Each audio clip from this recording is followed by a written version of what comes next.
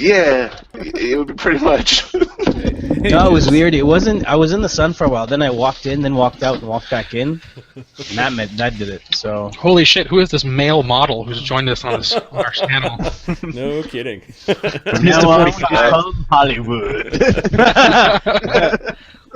Hollywood. We were just forcing Ahmed to justify the how fabulous he looks right now. Fabulous. Awesome. Okay, so justification met. Yeah, good times. Hello, everyone. Welcome to DieDragonDie presents the Legends campaign, our Pathfinder D&D campaign that we play weekly every Saturday, 3 p.m. PT, 6 p.m. ET. For those on Twitch that are joining us, welcome. I'll have the guys monitor the conversation in Twitch to see if there are any questions that come up during the game. Of course, you can visit our website, www.DieDragonDie.com. It's got links to all of our social posts on Reddit. If you have any questions or want to, submit content or content ideas, follow us on follow us on Twitter as well, and on Twitch, I guess. This is episode 3. If you recall, we're doing the character backstories before we resume with the main storyline. We figure after since our campaigns last 80 to 100 games, we might as well spend one game per character and play through their backstories. Last week it was the backstory of Sir Galeth of Nuada, Silverhand. Or Sir Galeth of Nalbrin. We got to play through his backstory and learn about what it takes to become a paladin and what paladins do at tournaments. Kill people. Barely kill their friends. Right. And then how dastard that inheritance just got bigger. That's all. How dastardly some of his family members were. So that was pretty fun. And at the end, we figured out what events led up to him finding the small token with the runes on it and arriving at the rune menhir atop the cliff city of Runeshod on the world of. Also, the unjustified removal of limbs. The limbs that came off that were attached. Awesome. So in playing through backstories and all these characters being from different worlds, the question was, what are the other players going to do? And so last game we had fun. The other players had built a number of NPCs from the world of Nalbrin and got to play through those. My favorite that I was still chuckling about, Mark, the Rooster Knight. I was still chuckling about that throughout this week. So I only glanced at some of the builds that you guys made today, so this should be pretty fun. It'll be a different style of world. It's got a different culture and feel, so hopefully that will come across as we play through it. Maybe we'll start off by just saying some hellos. How was everyone's week? Meh. I think that was your answer last time. House. Yeah, it's been a pretty. No, good you used that one last time. 2 weeks. What can I say? Let's let Mark justify his. Yeah, exactly. It's 2 weeks in a row of meh, Mark. It's been a stable 2 weeks. What can I say? My 2 weeks. Ow. Okay. These are awesome sound clips, by the way, guys. Meh and ow. Can't lie, man. Straight taking it. I had a pretty good week. Ahmed's got to justify for our audience why he's wearing sunglasses. Otherwise, we have to call him Hollywood for the entire game. No, apparently, when I wear these, people at work refer to me as Pitbull or Bulldog. What's the name of that rapper? I can't remember his name. Pitbull, the one that does not do Pitbull. anything. That'd be Pitbull. Pitbull, yeah. Yeah. The guy who doesn't do anything, he's just in the back, he's part of the entourage. Well, He's in like every song, apparently. He's like, no. He's like in every song, but he's like call-out boy who doesn't know how to dance, but he tries to dance. He doesn't know how to rap. He tries to rap. He doesn't know how to I'm sing. Mr. 45. But he tries to Mr. sing. 45, I don't know why. Are you saying that we should all be wearing shades? Is that what you're trying to start a thing? I think it would be cooler. Oh, the actual reason is because I have such a crazy migraine right now. I can't see straight, so this is helping.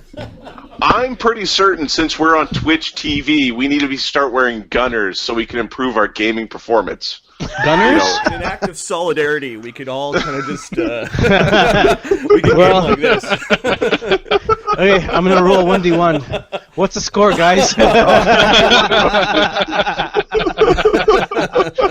Oh my god. The game of role players where everyone's blind. All right, Mark. What'd you roll? I think it was a Mike 20. and sunglasses are in the car. Am I willing to go get them? We're starting No. to look like ZZ Top here for a moment. That's awesome. Which member of ZZ Top is getting chemo? Pick the one who has chemo. Thank you, Adam. Oh. So basically, you're saying, Mark and Ahmed, this is the highlight of your week with Matt. Hells yeah, man. All right. Okay. Good. I feel good. Yeah. You want me to give you my diary? It'll be full of sob stories, son. Okay. It'll be full of explicit language that we couldn't share here. You could Without flip page. not entire- safe for anyone. Entirely just completely Is this a edited rap out song by or a bad everyone. diary? I don't get it. If anyone's truly curious about why my 2 weeks have been mad, you can read my blog, Broken Dreams of a Middle-Aged Man, on... .tumblr.com, right? Touche. It's my photo blog. It's on Instagram. It's on Instagram, yeah. It's just me crying. It's just Eating 170 chocolate in the bathroom in vines the of him dark. crying. Pictures of Swanson's dinner for one, hot belly, pictures of the bald spot. The Just thing is, repeating. The lonely ass bar you go to at the end of the day with nobody in it. It's only guys. Oh no! And the bartender who Those are still bars in doesn't know Redmond. your name. Oh no! Oh, Oh no! Too close to home! Too close to home! that fucking hurts. That's what he said. John, how's your week, man? It's not too bad. It's my second week of my new job, and that's going pretty well. So, Nice. yep. Living like a 12-minute, 15-minute walk away from home is much nicer than living an hour away from home, from work. Yep. Fuck Yeah. traffic's what I say. I live a very short walk from home. Yeah, okay, fine. Sometimes I feel like I live at work, so... To be fair, we spend more time at work with our workmates than we do, at home. So. Yeah, it's true. Buying a house! You're buying a house. Mortgage! All that crap. Buying a house. Oh man. Okay. The bidding begins Monday and continues through Tuesday. So let's see if the place the wife wants blows our budget in the bidding war that's going to be around it. It'll be awesome. Yay, seller's market. Find out who the competition is and go talk to them. You know what I mean? Find out who the competition is, and then you go. Look, I'll tell you what to do. and Huh? you Okay, break you their find out. thumbs. You find out That where they way live. they You can't go tell open them. their wallet as wide because their thumbs are broke. They That's wake the up way. with the cat's head in the bed with them. They understand what the problem is. Huh? Just bring your dog over to the house for a week and then just have it shit all over the place. it's your dog. You're gonna have to clean that stuff up anyways. May, it's your favorite chimichangas again. Oh, God loves no. chili. What can I say? Looks like chocolate going in. Looks like chocolate coming out. All right, so we've covered Tastes the same. middle-aged depression and dogs shitting. So awesome. Don't forget cancer. Right. Okay. Not real. It strikes down both Bega and King. All right, so why don't we do a recap of episode 2? I'm going to try to. There's a much more detailed write-up in the journal. You can find the journal and other campaign information on our site. But let's see if I could just paraphrase what happened last game. Feel free to interject with some of the things that I missed or that you want to highlight, because there was lots. The main going on character there. for last game, Varkush. No. So if you recall, Galeth is from the world of Nalbren. The people of Nalbren are bent-back, bow-legged, brow-beaten, and broken, or so says the abbot of Nuada Silverhand. Galeth is the son of a knight named Galid. Galid became Lord Knight of the fortress of Cairbrand on the coast of Nalbren. This is where Galeth was born and spent the first 11 years of his life. His life did change, however, when his father and his older brother went off to war in the Lion's Den, a land to the north. He was left behind with his mother, and his sister had gone off and married a knight in one of the 5 kingdoms of the Pentarchy that ruled over the Isle of Nalbrin. Plague struck the land, pestilence and plague, and his mother sent him off to live with Sir Pelin of Vontelstone, Nalgrey of Vontelstone. He was an old paladin who had a son who he wanted to become, like, kind of follow into his paladin footsteps. His mother had sent him off to this place because paladins tend to do well with plague, or are immune to it, and wanted her son to be safe. She stayed behind and bravely fought off the plague and disease, helped try to heal some of her people, but eventually succumbed to the plague herself.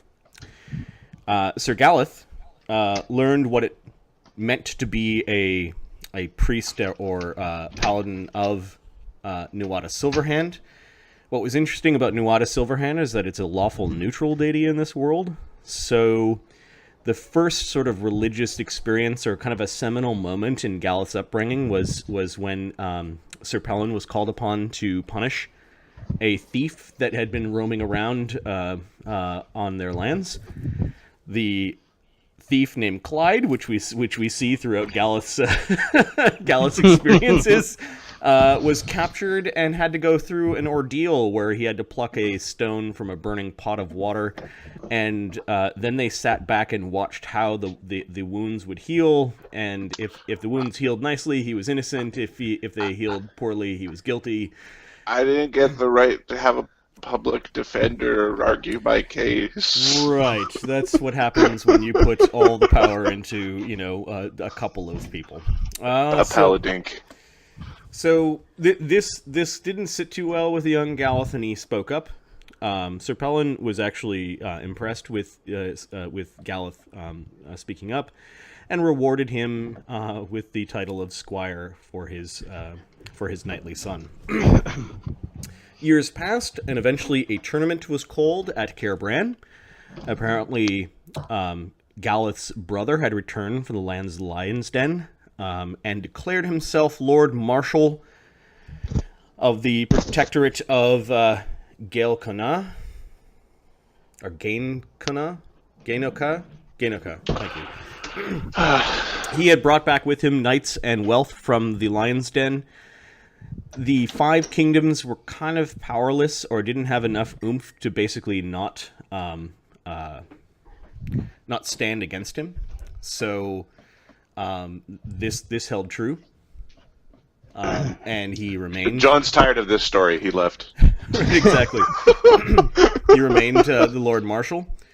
But he called using the wealth, he called what is now retroactively called the last tournament of Caer Bran. He called a tournament where kings and knights and nobles from all around had come to participate in a knightly tournament, the likes of which had not been seen since the time of Arthur and his knights. Of course, Sir Pelin, Galeth, and Sir Pelin's son Avery went. At the tournament, you met a number of interesting folk. Galeth partook in the Vespers tournament, which was the first few days where knights, bachelors, and squires got to participate and sort of show off their talent in front of other knights and nobles. Galeth beat up a barbarian that was played by Ahmed. What was his name again? Varkush Horkon. Varkush, right. Varkush was from the Southern Highlands, and his people are descended from the Zod that used to live in its entirety of Nalbran, as well as Voslandic raiders. Now, the Voslanders are from a different world, so it might be interesting to figure out how they actually got to Nalbran.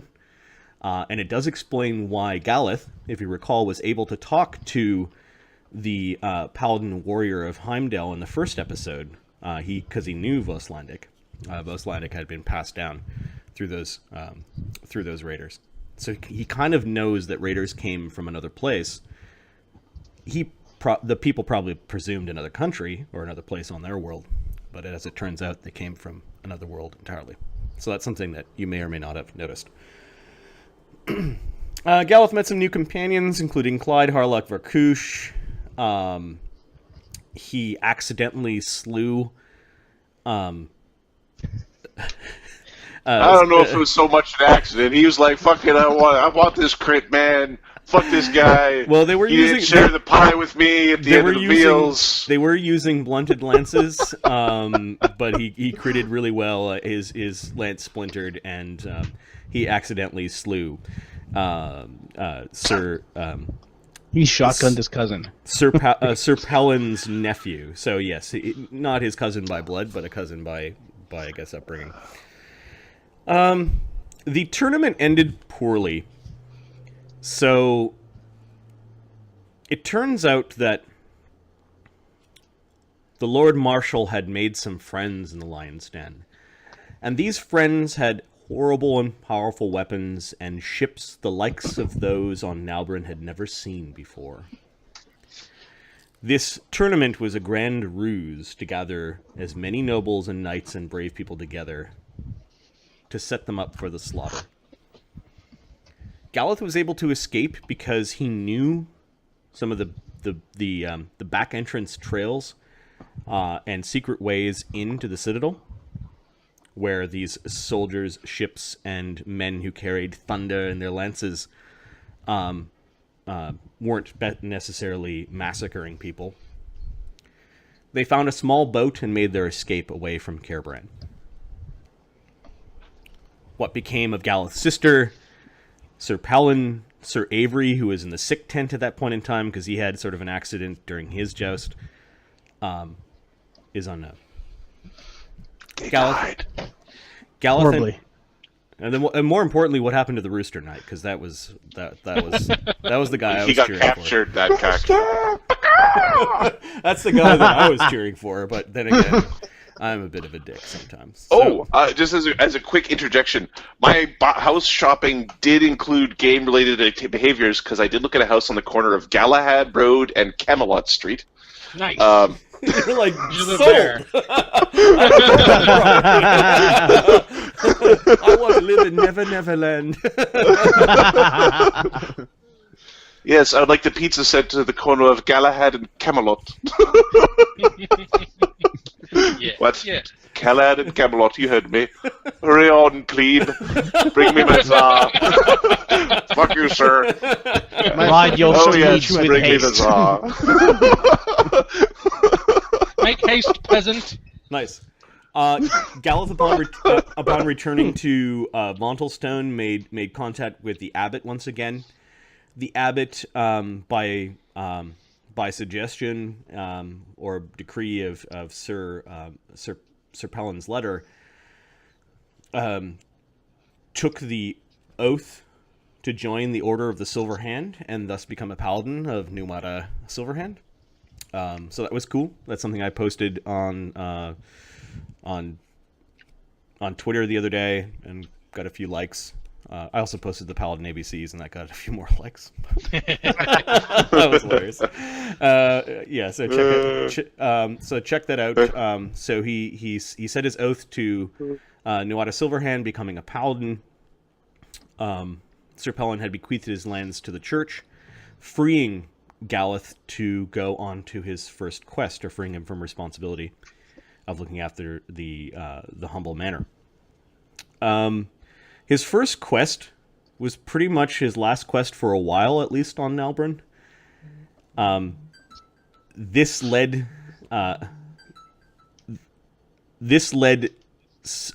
Galeth to the Tower and the Mirror. There were some rumors that there were bandits operating out of this region.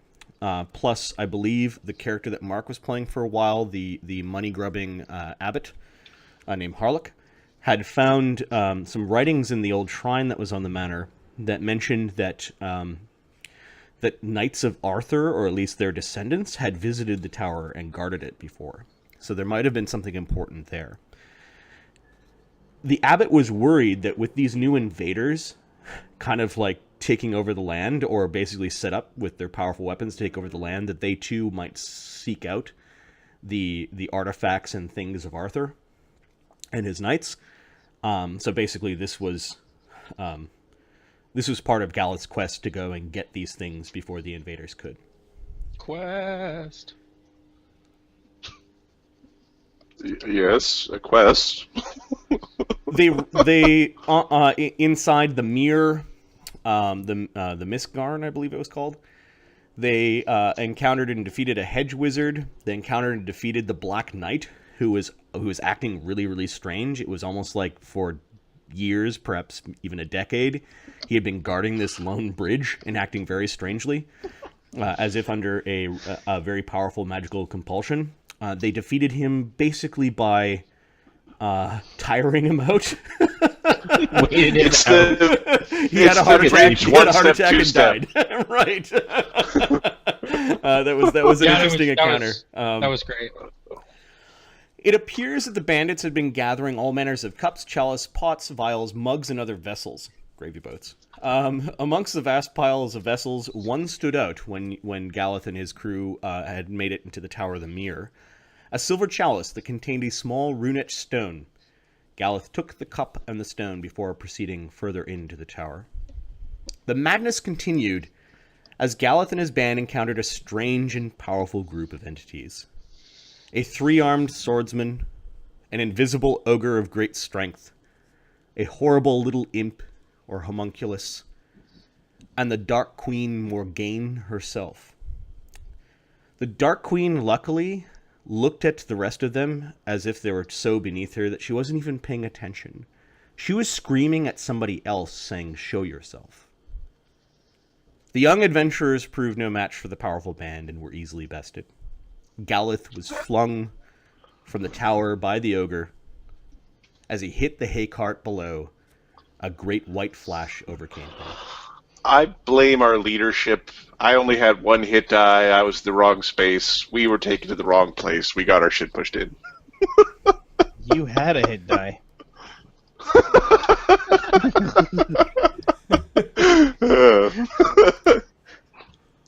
So that was episode 2, where we went through the backstory of Sir Galith of Nalbrun and kind of described how it is that he arrived on the near the town of Runeshod. We're going to do this again, but tonight will be about Uhker Notsoj. Did I pronounce that right? Uhker Notsoj. All right.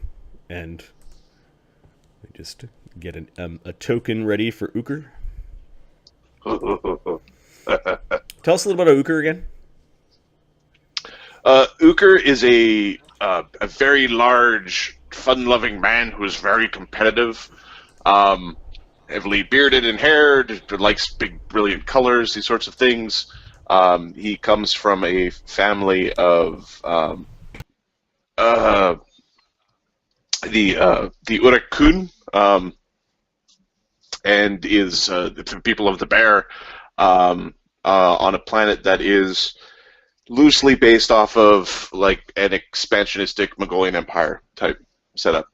He's very fair-minded and kind in his ways, and isn't a fan of violence for violence sake, but is a big fan of competition in almost any shape or form.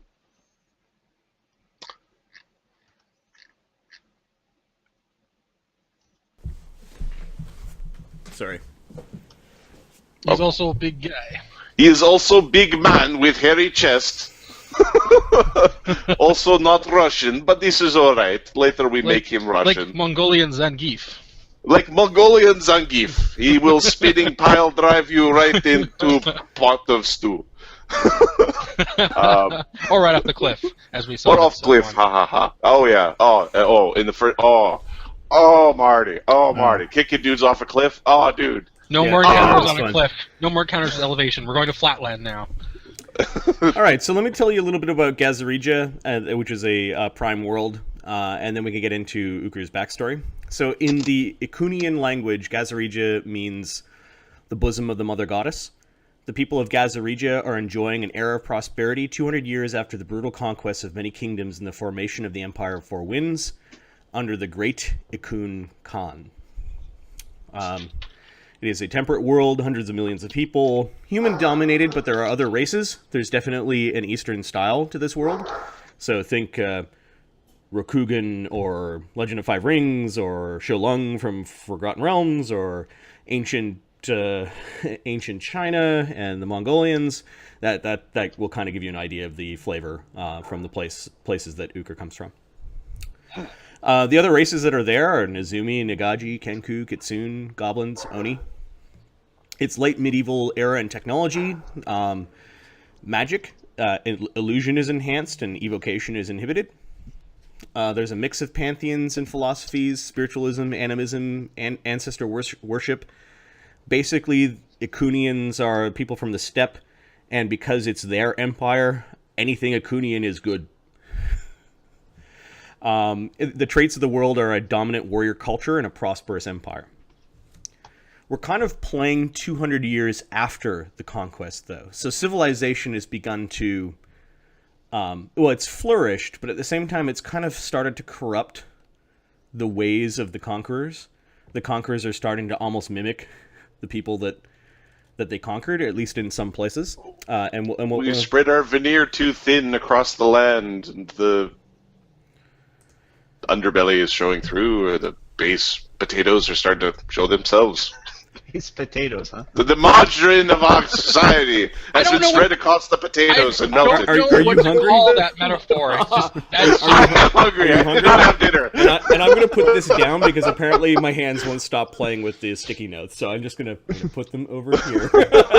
Was that what you're calling it these days? put the sticky notes down. I will sit nicely for this. All right. I'll put my sticky note away. Weird, Marty. Several hundred years ago, a powerful family of warriors rose amongst the tribes of the Iron Steppes. Within a generation, the 5 great peoples of the bear, of the elk, of the eagle, of the horse, and the wolf were united under the banner of the Iron Horde. With the blessing of the Red God of War, the Iron Horde then turned their conquests outwards to lands outside the Iron Steppes. One by one, kingdoms and fiefdoms fell to the might of the Horde. Within a generation, much of the known world was conquered and ruled by the Ikunian masters. The vast territories of their empire, organized under the Great Ikun Khaganate, was divided into 4 regions. The Iron Steppes, central. This was home to the Iron Horde and the 5 great peoples. Nova Crane, to the west, known for its vast forests, barbarians, stone keeps, and places in history where people battled against giants. The Ivory Kingdoms, to the south, rebellious and factious clans, great and deep jungles, and great temples. And the Jade Empire to the east, also known as Yuguo, civilized, artistic, and proud, ruled by the great dynasties before the conquest. More poetically, the Grand Empire is referred to as the Empire of 4 Winds. Uhker. Uhker Notsoj is an Ikunian citizen of the Great Empire. Uhker was born in a village in Nova Crane amongst his people, the Urek Kun, the people of the bear. Uhker did not know his father, knowing only that a stranger visited his mother 9 months before his birth.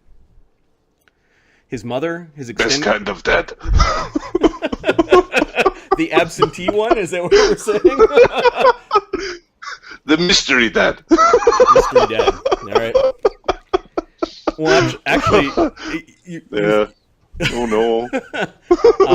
It's actually not a bad thing by putting it this way. His mother, his extended family, tribe, and village all saw this as a blessing from the gods and raised Uhker with great pride. Uhker is the epitome of his people with his great size and strength, which gave further credence to the blessing. You learned the ancestral ways of your people and took to Bokhan Wrestling with great zeal. In the time of Uhker's grandfather, some of your extended family began to migrate east, as the lands to the east there were rich, civilized, and full of opportunity. So the east was the Jade Empire. Following his grandfather's footsteps, Uhker's immediate family also made their way east when Uhker was about an adolescent. Uhker's mother and family knew that Uhker's future lay with the great Bokhan masters and wrestling houses in the great city of the Jade Empire. Uhker remembers this journey well, as they first passed through the Great Iron Steppes and its many little villages.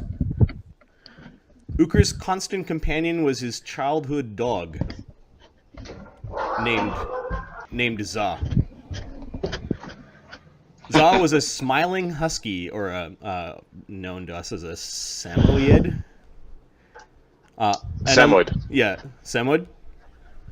And a loyal hound that followed Uhker everywhere. And there's you can pull up a Wikipedia link to the type of dog. These dogs are really neat looking. Give me a second. It's worth looking at them because... Back in a sec.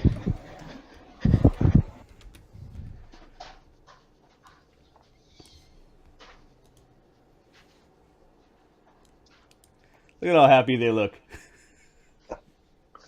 No. Where's one with them smiling? Yeah, there we go. Super smiley kind of dogs. So yeah, this was one of Uhker's. This was Uhker's first dog. Yeah. It was in visiting one of the villages of the steppe that Uhker had many of his firsts. His first blessing from a red shaman of Tengri. His first competitive Bokhan match outside his village, which he won, of course. First kiss from a girl. First kiss from a man. Probably that too. Yeah. Before heading into the Jade Empire, his family made a pilgrimage to the City of Temples on the Mountain of Graves, a sacred mountain on the edge of the Iron Steppe. Every Akunian is encouraged to visit the City of Temples at least once in their lifetime. The visit would be another one of Uhker's first. Basically, the Akunians believe that burial should be done in high places. And this mountain is visible on most places within the Iron Steppe. It's like a really big mountain range. Gives the body great visibility and a long way to roll down if you bury properly. Improperly.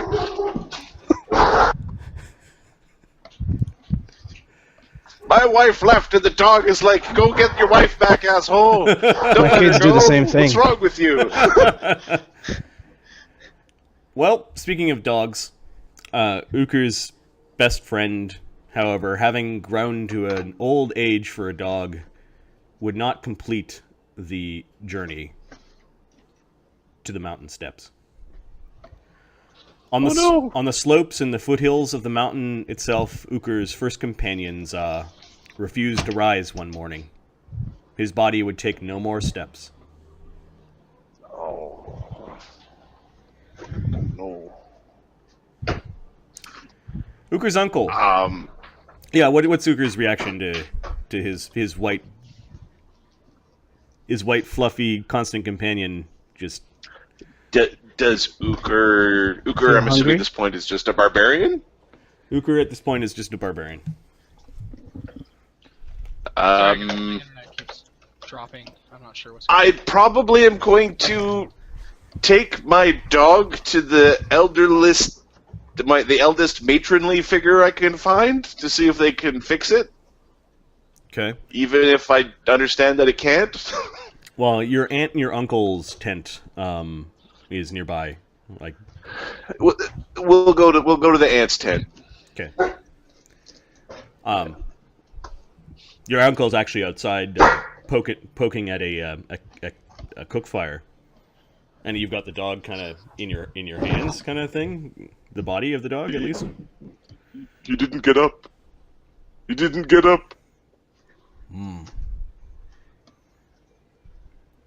Your uncle gets up and goes over and checks. He gets you to sit down by the fire. He puts an arm around you and you're kind of hugging the dog. Uhker cries. Be not sad for his passing, your loyal Za.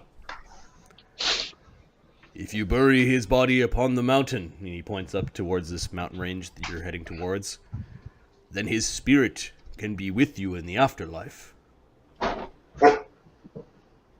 What better way to be greeted when you die by the box and licks of an old friend waiting?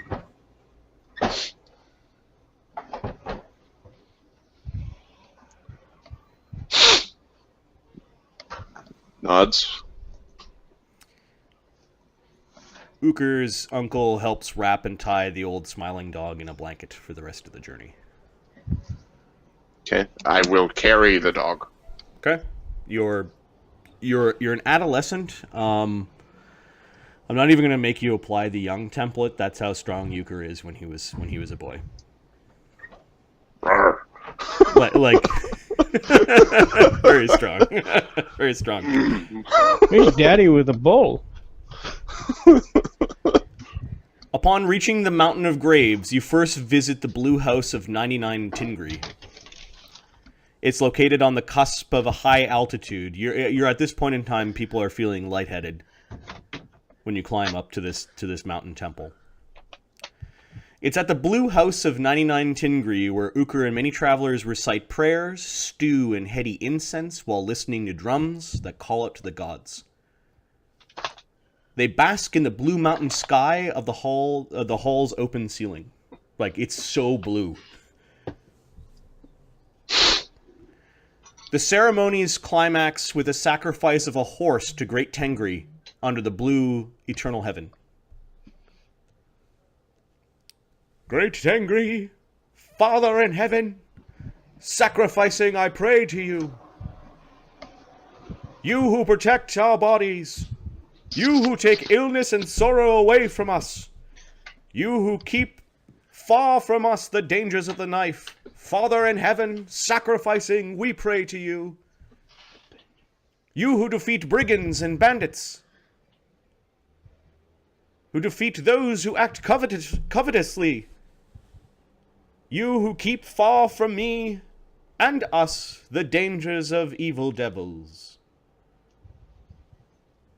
After witnessing the horse being sacrificed to Great Tengri, your foreheads were dotted with the blood of the horse while it was still warm, blessing you during your stay to this spiritual place. Not all of the spirits in Tengri are benevolent. You attend a small feast, celebrating your arrival to the sacred mountain, before moving on to the other side of the mountain valley the next day. Along the way, Uhker saw the funeral mounds and ossuaries of generations of Akunians of all tribes, the monuments of the greatest warriors and shamans. When finally you arrive at the small mountain city called the City of Temples, packed with religious shrines dedicated to 100 deities, spirits, and great beings. You arrived at the vicinity where your family traditionally buries their dead. Like the people from... Okay. When I talk about your family, it's not like my mom, my pa, it's like the tribe of your people, and then the people from the kind of area that you're from, and then the village has a little plot, and like so it's been kind of organized over time, like where it is that you bury the bones of your Yeah, probably great Uncle Ted. It might be at the wrong end of the thingy. Might be a long walk in the afterlife to go talk to him. Right. Uhker's uncle gets into he speaks to the shaman that tends the ossuary and mounds of your people. He gets you to bring the dog, and this seemed to spark an argument. The shaman was particularly picky about animals being buried for whatever reason. The time and way in which the dog died also didn't help the case. And Uhker's uncle went to argument when he should have went to offer a bribe. And the argument... Well, Uhker did start putting ranks in diplomacy. And the offer got really heated from there. The priest also didn't appreciate the name that was given to the dog. Za also means Khan. And to give a dog, basically a dog named King in a medieval kingdom, to give it a prominent place to be buried amongst the people, basically the priest shut that down and said no dog named Khan will ever be buried here. Uhker's uncle turned to Uhker like, they will not permit the burial of your loyal dog amongst the bones of our forefathers. We may have to burn him. Do you have any ranks in knowledge religion?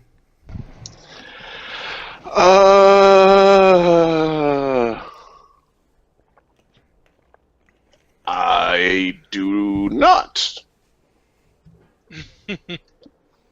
Gods live up there, humans down here. Well, it's like Sir Galeth with geography. I live here in the castle. When it comes time for the jibba jabba about the spirity things, I just listen. One of the really fun characters we had in a past campaign was a cleric who didn't have any knowledge planes. And when it came time to summon creatures from the celestial realms or whatever, it was, where does it come from? Heaven. That's where. Heaven's rhinoceros, save us! Go. Heaven's rhinoceros.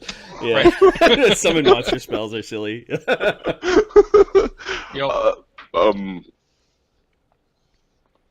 One more night. I think they will change their minds. One night. I am kind of lying. Okay.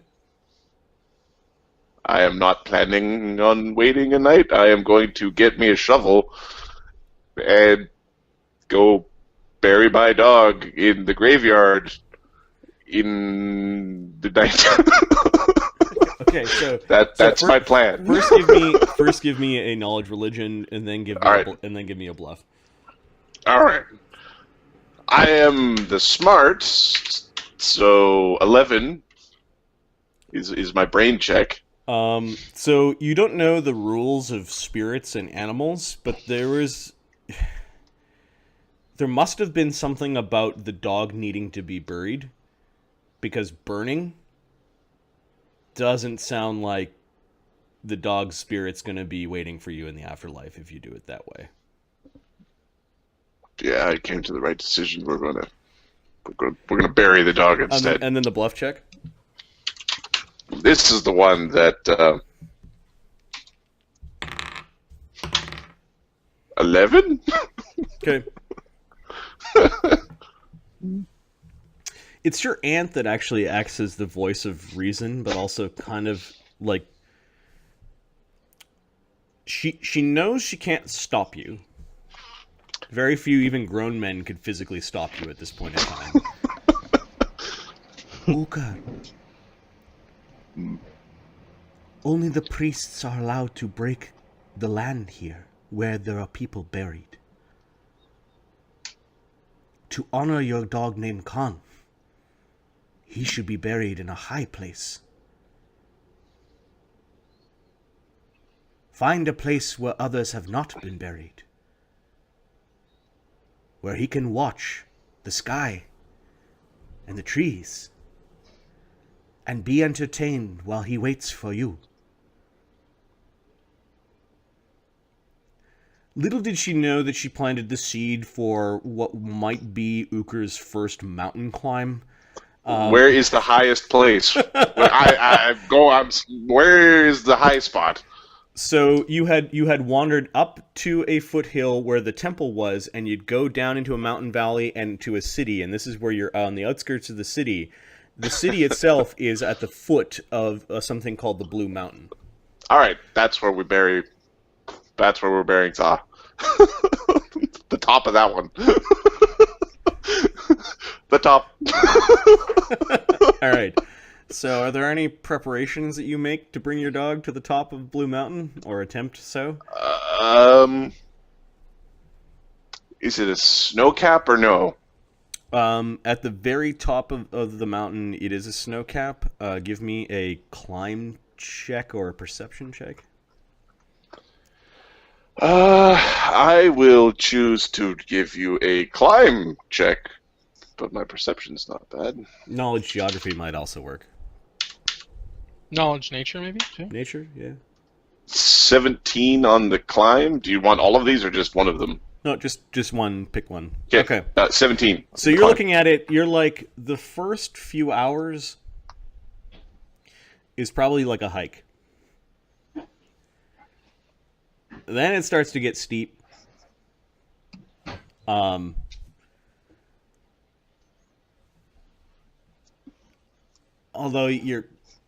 it's probably doable with just bare hands. The tree line ends, and then there's probably some really rough climbing, like cliffish climbing. During the cliffish climbing, you hit the snow line, and the snow line is right at the top of the peak. The peak itself looks like it has a small cliff on it. Like there might actually be flat land near the peak. All right, that's our goal. Let's do this like a teenager. I need some beef jerky. I need an apple and a piece of cheese. I need one sweater and maybe a rope. If I could find one. If I can't find one. If you're doing this like a teenager, you better make sure that's your best sweater, because if it's not a cool sweater, you leave it at home. That's right. So we're getting a sweater. We're getting a sweater. We're getting that's some food, the sweater, and maybe a rope is the preparations. Okay. If like I stumble across a snow pick along the way, like if I literally trip into one, I will grab one. But if I don't trip into one, then it's not. Okay, give me a DC 15 perception check. This is in the early hours of the next morning. I guess Uhker is going to head out with a dead dog on his back and a bag full of food and a nice sweater on. And a nice sweater on. No, I see shit. I see a mountain. That's what I'm looking at. All right. So, given that you start out basically at high altitude, like you're 5,000. Yep. You start out at 5,000 feet above sea level. Like this is thin air. This is kind of like, I don't know, Denver, Colorado.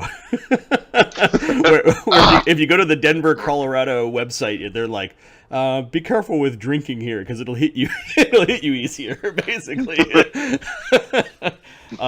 You begin to basically do a hike. There's a bit of climbing involved. Let's say once per hour you have to make a DC 10 climb check. Okay, I make those. You auto make those? I take ones. Okay. So Uhker is able to climb, let's see, he climbs for 3.5 hours. And now he's well past the tree line. And he's about 8,000 feet above sea level. We're just going to snuggle up that sweater a little bit. I need you to make 3 fortitude saves. DC 15, DC 16, and DC 17. Okay. Fuck you, cold. Air. 24, 22, 22. Okay, so the air is thin, but Uhker manages not to be fatigued. I rolled well. Just say it. Don't take that as like cockiness. I rolled a 2. Uhker's on a mission, 22. man. Uhker's on a mission. Yeah. As you're entering, kind of on the edge of the tree line, there's a chance that Uhker might have stumbled into something. Give me a perception check. Okay.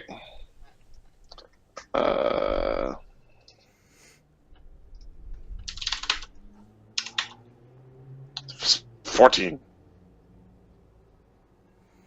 And I don't have trap spotter yet. Okay. Uhker sees an old tent that is on the edge of the tree line. You almost missed it. We will go investigate. Okay. It appears to be an old climber's bivouac. Like a temporary camp. Okay. Does it appear to have been used recently? Not in a few seasons. Animals seem to have gotten into and out of the tent. You do find in the leaves 2 50-foot coils of hemp rope, an old grappling hook, a climbing kit. Oh, these things are perfect for what I'm going to do. Yoink, yoink, yoink. You also find a small vial with the symbol of a feather on it and the inscription saying, "Drink and be as a feather." Yeah. Okay. So, yeah, I will grab I will break bread and cheese for such a glorious turn of... Well, see, I'm obviously on the right path. I'm doing the right thing. Obviously, the gods smile upon me on my journey. I found a bit of rope and some spiky boots. All right, I need to find a token. Give me a second. All right. I'm just going to throw a climbing kit on my sheet. Yeah. A climbing kit can fight the Yeti. the Yeti, huh? Is there a big piece of wood around here somewhere? You are a teenager. I am a teenager. Yeah, so... Let's see how this goes. I think it'd be safe to say I might have a club. It's got a stick.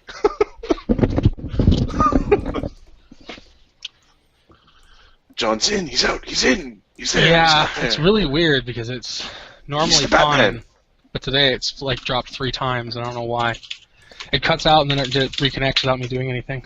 Because you're not wearing shades. Check your computers. We've got 3 players. I'm just gonna send them a link to a monster, and they're gonna actually play the monster that Uhker encounters. The 3-headed trilobite or something. That is into big men. One of you wants to run off. One of you wants to position yourself beside the cliff for safety.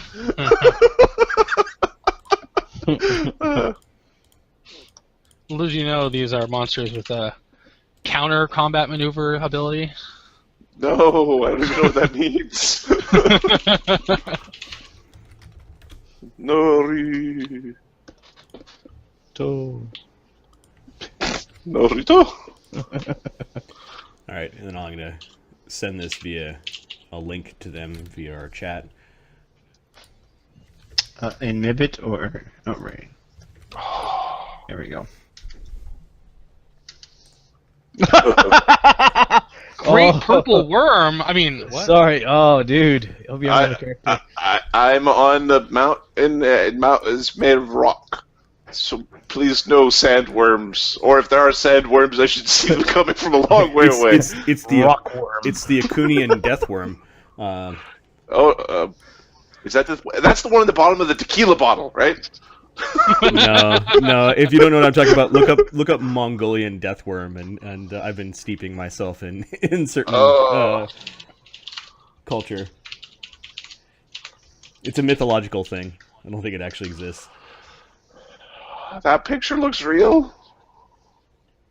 That picture looks CG. Okay, never mind. Ooh, a cryptid. The Mongolian deathworm.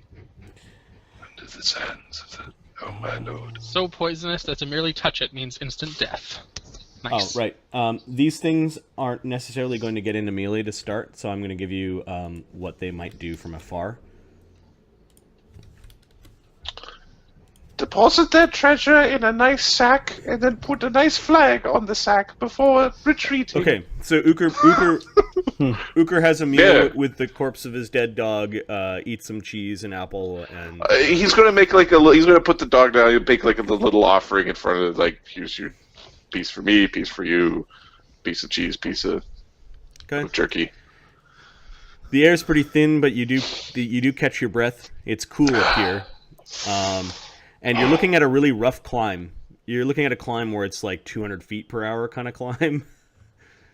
Like ascent, you might actually have to go sideways, but it's and you're looking at about 400 feet of it. Okay. The climber's kit gives you a +2 circumstance bonus to climb checks if you're going to use the pitons, ropes, crampons, that sort of thing. If I think I need to, I will. And if I didn't need to, it wouldn't have been here for me to find. Therefore, we use it. I love the logic. Okay. It is inescapable, really. Or it's here because the last person who used it, it killed them. And it rolled all the way back to camp. Their body just sort of fell, and rolled into the tent. Yes. They forgot it. That's why they didn't come back for it. Or someone experienced climber said, "I don't need this," and he left it there. Yeah. Okay, Uhker, it's at least 2 DC 15 climb checks before reaching the snow line. Okay. 24. 21. Okay, so Uhker, while he's equipped with some old gear, is easily making this climb check. Now give me a spot check versus the stealth checks for the little creatures that are hiding in the edge of the snow line that are going to guard the top of the mountain, we shall say. You mean the gargantuan creatures that we're going to be using here? Yeah, how are they going to hide? 22. 22. The stealth of these things in the amongst the ice is plus 12. 8. Okay. Oh my god, I still see one, but fuck that guy. And then mark D20 plus 8.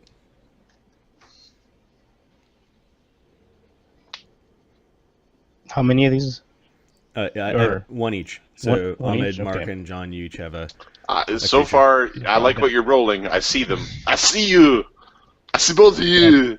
So when we start rolling 20s to hit, that you need to worry. So Uhker, Oh, no. it's about at this distance. We'll just use this this gray box, and the black is the edge of the snow line.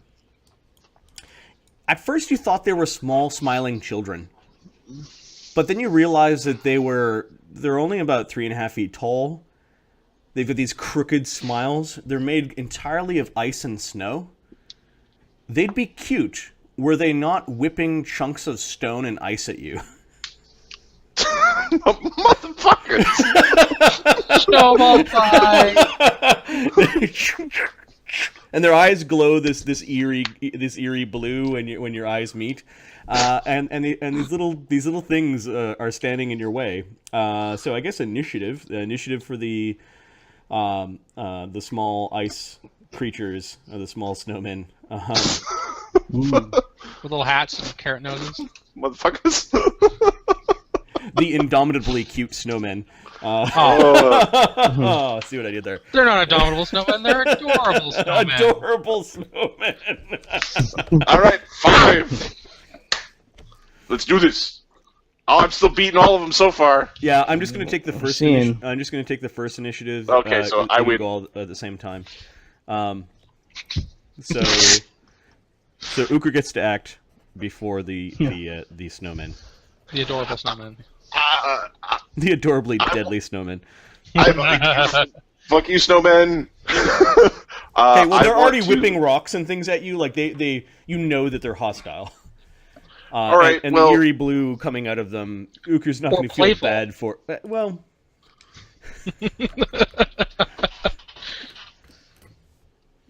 You're gonna go kill. To my way. You're gonna kill Olaf from Frozen. What's wrong with you? Knock. Why doesn't he knock? Does he know how to knock? I'm on a mission. They stop. They look at each other, and then they keep on throwing snow. I climb up. As fast up as we can go. Okay, we'll say that there's a stretch of difficult terrain. Okay. Oh, so I just can walk up to them? You are a barbarian. You're not an alchemist yet. That's fine.